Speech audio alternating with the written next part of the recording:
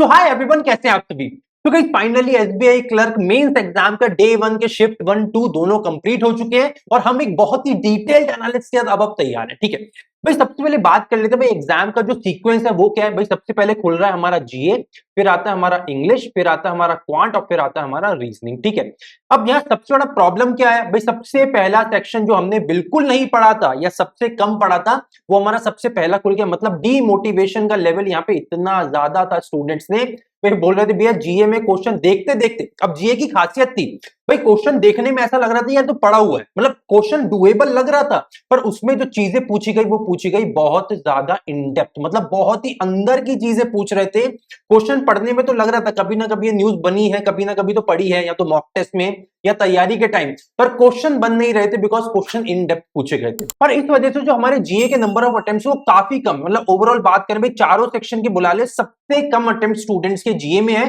कई स्टूडेंट्स से तो क्वांट से भी कम अटेम्प्ट्स यहाँ पे जीए में करके आए। कुछ स्टूडेंट्स मैंने वो भी देखे जो एक एक दो दो क्वेश्चन करके आए जीए में, ये सोच के कहीं नेगेटिव मार्किंग ना हो जाए। और भाई यहाँ पे मैं आप लोगों को सच में शाबाशी देना चाहता हूं कि आप लोगों ने तुक्के मारने से अच्छा ये समझा कि हमारी एक्यूरेसी के साथ अगर एक दो क्वेश्चन भी बना पाते हैं तो हम उतने बना ले। ठीक है, अब अगर जीए की हम बात करें तो अगेन हमने बात कर ली दो कैटेगरी के स्टूडेंट्स हैं। ठीक है, तो अटेम्प्ट क्या है भाई, एक गुड अटेम्प्ट्स की रेंज क्या है भाई जीए की अगर बात करें तो भाई यहाँ पे जीए में आपके बहुत ज्यादा नंबर ऑफ अटेम्प्ट्स नहीं है।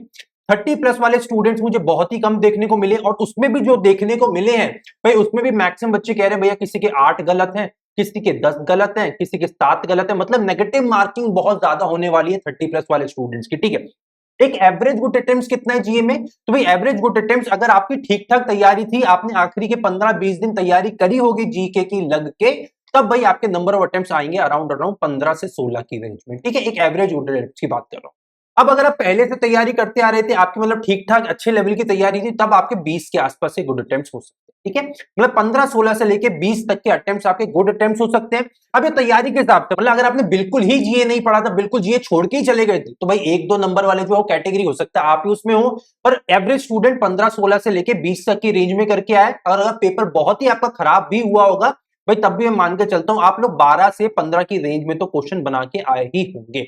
यहां तक हमने बात कर ली जीए की हमारी गुड अटेम्प्ट्स की रेंज क्या है, तो भाई यहां पे लिख लेते हैं भाई जीए में हमारी गुड अटेम्प्ट्स की रेंज है 12 से 18 क्वेश्चन के बीच, और ये एक्यूरेसी के साथ बोल रहा हूं, मतलब यहां पे जो आपका स्कोर आना चाहिए जीए में वो अराउंड 12 नंबर के आसपास आना चाहिए, 10 11 12 नंबर आना चाहिए कम से कम, अगर आप अच्छे लेवल की तैयारी करके गए हो, मेहनत करके गए थे। ठीक है, अब नेक्स्ट सेक्शन इंग्लिश की बात कर लेते हैं। तो भाई आज का एकमात्र सेक्शन जो हमारी इज्जत बचा पाया है, मतलब मेजॉरिटी स्टूडेंट इंग्लिश में भर भर के क्वेश्चन करके आए, इन चारों में सबसे हलवा सेक्शन इंग्लिश का पूछा गया था। मतलब हालांकि इंग्लिश का सेक्शन भी मॉडरेट लेवल का था, पर इन चारों में सबसे इजी और सबसे ज्यादा डुएबल आज इंग्लिश का सेक्शन आया। बहुत सारे स्टूडेंट हैं जो 30+ क्वेश्चन भी करके आए हैं, but at an average student 25+ वाले तो मैक्सिमम स्टूडेंट्स हैं जो बोल रहे हैं भैया हम अच्छी खासी एक्यूरेसी के साथ 25 क्वेश्चंस करके आए हैं। पर इंग्लिश का सबसे बड़ा प्रॉब्लम यही होता है कि आपकी एक्यूरेसी कितनी भी हाई हो, पर नेगेटिव मार्किंग होने के चांसेस हमेशा बहुत ज्यादा ही रहते हैं। ठीक है, तो मैं मान के चलता हूं अगर आपके 30+ अटेम्प्ट्स हैं या 25 अटेम्प्ट्स भी हैं और आप लोग अच्छी खासी एक्यूरेसी के साथ क्वेश्चंस करके आए हो, तो भाई यहाँ पे आपके कम से कम 24 नंबर के आसपास बनने चाहिए। मतलब इक्का दुक्का, अगर 25 क्वेश्चन करके आए हो तो इक्का दुक्का क्वेश्चन गलत होना चाहिए, तो अगर 30 क्वेश्चन आप लोग करके आए तो भाई यहाँ पे आपके 27 नंबर के आसपास बनने चाहिए। भाई 5 क्वेश्चन ज्यादा करें तो एक दो क्वेश्चन और ज्यादा गलत भी होंगे, तो 27 नंबर तक आपके यहाँ पे इंग्लिश में बनने चाहिए अगर आप 30 क्वेश्चन करके आए तो। ठीक है, बिकॉज इंग्लिश का लेवल बहुत ज्यादा नहीं था, मॉडरेट लेवल का आया था हालांकि, बट मैं मान के चलता हूं आप लोग तैयारी करके गए थे और एक्यूरेसी के साथ यहाँ पे क्वेश्चंस करके आए। ठीक है, यहां तक हमने बात कर ली। अब अगर बात करें क्वांट के सेक्शन की, भाई अगेन जो हमारा विलन रहता है पेपर में वो होता है क्वांट का सेक्शन। मैं यहाँ पे ना आपको एक चीज समझाना चाहता हूं। चलो ये पेपर तो आपका हो गया, अब इसमें तो आप लोग कुछ कर नहीं सकते, बट जितने आगे आने वाले स्टूडेंट हैं या आप लोगों का जो अगर आप लोग एग्जाम नहीं निकलता तो अगला जो एग्जाम दोगे, तो हमेशा ना एक बात अपने दिमाग में रखना, ये जो दो सेक्शन है ना क्वांट और रीजनिंग, ये हमेशा आपको मेंस एग्जाम में धोखा देंगे, हमेशा आपको धोखा देंगे। हमेशा आपको ऐसा लगेगा कि मेरी तैयारी इन दोनों सेक्शन में बहुत अच्छी है, मैं तो फोड़ के आ जाऊंगा, और पेपर में यही दो सेक्शन ऐसे होंगे जो सबसे मुश्किल आएंगे और आपसे नहीं बनेंगे। और हर बार देख लो, हर मेंस के एग्जाम में एग्जामिनर इन दोनों सेक्शन को सबसे पहले मुश्किल बनाने की कोशिश करता है। इसी वजह से आपको याद होगा जब मैंने जीए का एक वीडियो बनाया था कि जीए की तैयारी कर लो, थोड़ी बहुत कर लो, एक हफ्ते में एटलीस्ट 10-12 नंबर तक पहुंच जाएंगे अगर उतनी भी मेहनत करोगे। और जितने भी स्टूडेंट ने उतनी मेहनत करी, आप चाहोगे तो मैं स्क्रीनशॉट शेयर कर दूंगा। तो सारे स्टूडेंट बोल रहे हैं भैया बहुत ज्यादा तो नहीं, पर ये किसी के 8 क्वेश्चन सही हो गए, किसी के 10 क्वेश्चन सही हो गए, किसी के 11 क्वेश्चन सही हो गए, मतलब 0 से लेके 10-11 क्वेश्चन तक पहुंच गए एक हफ्ते में। वहीं अगर क्वांट और रीजनिंग की बात करोगे, आप कितनी भी मेहनत कर लो भाई यहां पे ना एक लेवल पे जाके स्टेगनेंट हो जाती है चीजें, उससे ज्यादा आपके नंबर नहीं बढ़ेंगे। ये सेम चीज आप लोग मॉक टेस्ट में भी देख लो, आपका परसेंटाइल हमेशा एक ही रेंज में रहेगा वहां पे भी। तो भाई अब ये चलो हो चुका जो भी है, बट मैं अगेन इसीलिए आपको समझाना चाहता हूं कि अगर आगे आने वाले एग्जाम में आप लोग और मेहनत करना चाहते हो तो क्वांट और रीजनिंग को एक लेवल तक लेके जाओ, उस मतलब एक होता है आपका टॉप लेवल, अपने टॉप गियर में लेके जाओ, उसके बाद बाकी सेक्शंस में भी टाइम दो। इन दोनों सेक्शन में पागल मत हो जाया करो कि यार क्वेश्चन बनाते रहेंगे, ये फला फला सर का कोर्स ले लिया, ये तो सर बहुत फेमस है, ये बोल रहे हैं तो सही तो होगा। भाई सही होगा क्योंकि उनको कोर्स बेचना है, तो उनके कोर्स बेचने के हिसाब से वो बात सही है, पर तुम्हारे पढ़ने के हिसाब से, तुम्हारे सिलेक्शन के हिसाब से वो बात सही नहीं है। अब ये बात अगर आपको अच्छी लगी तो मुझे नीचे कमेंट करके बताना कि भैया इस बात में हमें थोड़ी दम लगी है, कि भाई आपने थोड़ी सेंसिबल बात यहाँ पे करी कि पूरे यूट्यूब पे कोई ये बात नहीं कर रहा कि हर सेक्शन में टाइम दो, क्वांट रीजनिंग के पीछे मत भागो। कुछ लोग तो ये भी बोलने लग गए थे आखिरी में कि जीए को बिल्कुल छोड़ दो, और ये जो 1-2 क्वेश्चन वाले स्टूडेंट है ना, ये उन्हीं के स्टूडेंट होंगे पक्का जो जीए पूरा छोड़ के चले गए। चलो अब जो हो चुका उसको तो हम सुधार नहीं सकते। क्वांट की बात कर ले तो भाई आज के पेपर का अगेन ये विलन था, पेपर बहुत मुश्किल आया भाई, एग्जामिनेशन में क्वेश्चन समझने में ही स्टूडेंट को बहुत ज्यादा टाइम लग रहा था।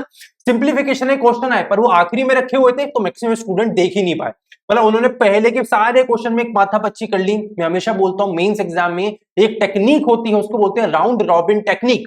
मुझे नीचे कमेंट करके बताना क्या आपको पता है राउंड रॉबिन टेक्निक क्या है, बिकॉज मैं उसको अपनी पुरानी वीडियोस में ऑलरेडी डिस्कस कर चुका हूं कि भाई एग्जाम में राउंड रॉबिन टेक्निक लगानी है, पर नहीं लगाओगे तो भाई क्वेश्चन छूटेंगे। और आज क्वांट में आपके सिंप्लीफिकेशन का क्वेश्चन छूटा कि नहीं मुझे नीचे कॉमेंट करके बताना, ठीक है।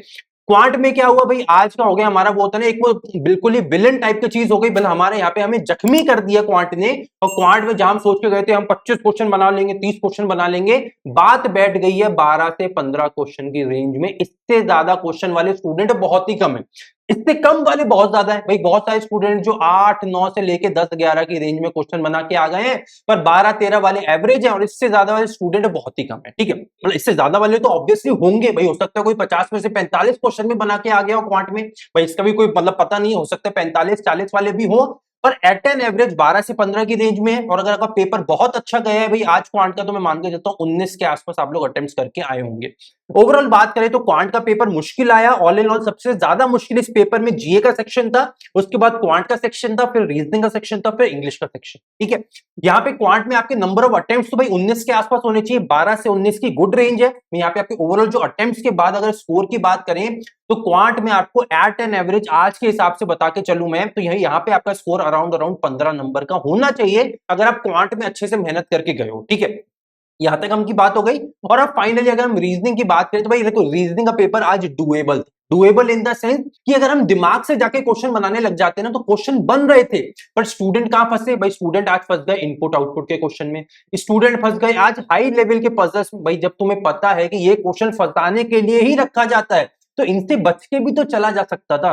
भाई अगर मैं बोलूं भाई इंग्लिश के सेक्शन में ना मैं पैरा जंबल में फंस गया, या इंग्लिश के सेक्शन में मैं हाई लेवल का एक जो बहुत सारा बड़ा बड़ा सा रीडिंग कॉम्प्रिहेंशन आया था मैं उसके फंस गया, तो तुम क्या बोलोगे यार तुम तो बुरे बेवकूफ हो। भाई एरर डिटेक्शन के क्वेश्चन भी तो थे वहां पे, फिलर्स के क्वेश्चन भी तो थे वहां पे, भाई क्लोज टेस्ट के क्वेश्चन भी तो थे, वो बना लेते, इनमें क्यों फंसे भाई। ये तो तुम्हें पता है कि मुश्किल आता है पैरा जंबल, इसको तो पूरा छोड़ के जाना चाहिए। और भाई यही सेम चीज आपकी होती है रीजनिंग के सेक्शन में इनपुट आउटपुट के टॉपिक को लेके कि भाई इस टॉपिक को भी आपको स्टार्टिंग में छोड़ देना चाहिए। हर बार मैं यही लाइन बोलता हूं, बोल बोल के थक गया हूं, हर बार तुम भी अपना बेड़ा गर्क कर करके भी थक गए होगे, पर फिर भी सुधरते नहीं हो। तो अगेन अगर आप रीजनिंग में फंसे हो तो यही दो चीजें होंगी जिनमें फंसे होगे, या तो इनपुट आउटपुट के क्वेश्चन में या तो पजल के क्वेश्चन में। यहाँ पे मिसलेनियस के क्वेश्चंस बहुत सारे थे जो कि आखिरी में थे, पर वही होगा हमने स्टार्टिंग से करा, राउंड रॉबिन टेक्निक फॉलो नहीं करी और हम आखिरी तक पहुंच ही नहीं पाए।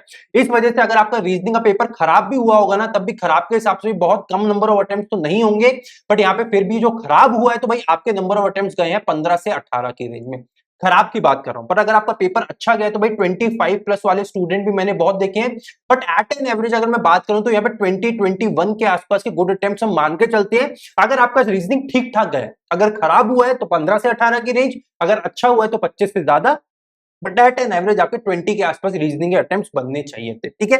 और अगर स्कोर की बात करें भाई, गुड स्कोर हमारा रीजनिंग में कितना होना चाहिए, तो भाई वो अप्रोक्सीमेटली आपका 17-18 नंबर के आसपास तक बैठना चाहिए। मतलब ऑल इन ऑल अगर पूरे पेपर की बात करें तो भाई 7 से 8 या 10 नंबर आपके बैठने चाहिए जीए में। 8 से 10 नंबर आप लगा लो जीए में आ गए आपके, मोटा मोटा चलो एवरेज लगा लो 9 नंबर आपके आ गए यहाँ पे जीए में। इंग्लिश में बात कर लो आप, इंग्लिश में अगर आपके 25 नंबर भी आ गए तो 25 नंबर लगा लो इंग्लिश में, तो ऐड कर लो कितना हो गया 34। 34 के अलावा आप लगा लो 12 या 13 नंबर आपके क्वांट में भी आते हैं, तो मतलब मोटा मोटा आपके 45-46 नंबर बन गए भाई इन 3 सेक्शन में। वहीं आप अगर रीजनिंग की बात करें तो 17-18 नंबर और आपके वहां पे आ गए। मतलब ऑल इन ऑल आपके यहाँ पे कम से कम 65 के आसपास अटेम्प्ट होने चाहिए अगर आपका पेपर ठीक ठाक गया, ठीक है। मतलब ठीक ठाक मतलब आपके लेवल के हिसाब से नहीं गया, पर फिर भी चलो बहुत खराब भी नहीं हुआ, ठीक ठाक आपने आखिरी में बचा लिया, तो 65 के आसपास नंबर ऑफ अटेम्प्ट्स होने चाहिए। अगर आपका पेपर ठीक ठाक से थोड़ा अच्छा गया तो भाई 75 के आसपास आपके नंबर ऑफ अटेम्प्ट्स होने चाहिए। और अगर आपका पेपर आज बहुत अच्छा गया तो भाई आपके कम से कम 80 प्लस अटेम्प्ट्स होने चाहिए, ठीक है भाई। हो सकता है इस बार एसबीआई अगेन वही चीज कर दे जो इस बार प्रीलिम्स में करा है कि ओवरऑल कट ऑफ बहुत कम चला जाए, बिकॉज मेजॉरिटी स्टेट में इस बार वैकेंसीज ज्यादा है, प्लस इसके साथ वेटिंग लिस्ट भी आती है। तो भाई मुझे ऐसा लगता है आप में से बहुत सारे स्टूडेंट्स के चांसेस बनते हैं। तो आप लोग मुझे नीचे कमेंट करके बताओ कि स्टेट वाइज आपके सेक्शन वाइज कितने नंबर ऑफ अटेम्प्ट्स है, और स्पेशली जीए में आपकी एक्यूरेसी के साथ आप लोग कितने अटेम्प्ट्स करके आए हो। और फिर एक नीचे का जो हमारा कमेंट सेक्शन है ना, उसको एक पोल सेक्शन की तरह कवर करने की कोशिश करेंगे, जहां पे हमारा एम रहेगा कि स्टेट वाइज हम एक पोल सेक्शन बनाए, जहां पे हमें पता चले कि स्टेट वाइज इस बार एसबीआई क्लर्क का कट ऑफ कितना जा सकता है। तो गाइस मैं आप से सारे स्टूडेंट के नीचे कमेंट का वेट कर रहा हूं, जल्दी से कमेंट करके बताइए। मिलते हैं अगले वीडियो में, till then take care and bye bye.